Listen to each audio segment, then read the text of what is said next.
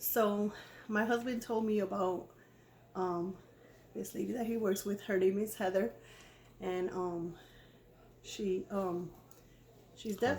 Hard of hearing. She's hard of hearing, and so I he was telling me that he wanted to try and make some face masks since um, with the face masks on, she can't read people's lips. So I decided to try and see if I could make my own.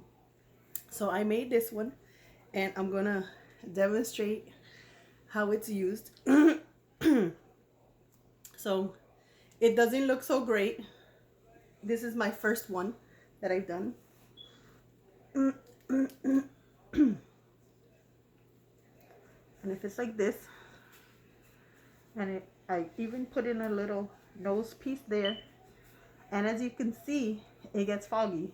So I don't normally wear lipstick, but I put this lipstick on so that you can see my lips through the fog. And as you can see, it keeps getting foggy. So you can either try not to breathe as much when you're wearing it, or if you suck in, then it doesn't get foggy until you breathe out. So you can either do that, or in the middle of your conversation, there's only one other thing that will work. And I was trying to explain to my husband that it looks weird, but it's the best way to clean your visor, I guess, if you want to call it, while you're talking.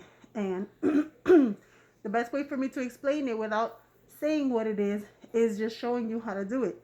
So as you're in the middle of a conversation, all you have to do is just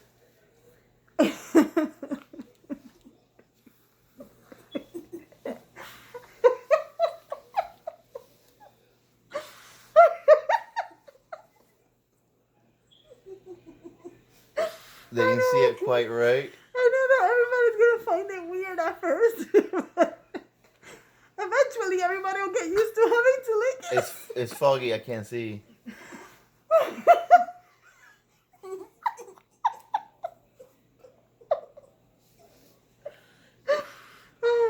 I promise I will try and figure out another way if that just seems too weird for some of you. Thank you. It's foggy again.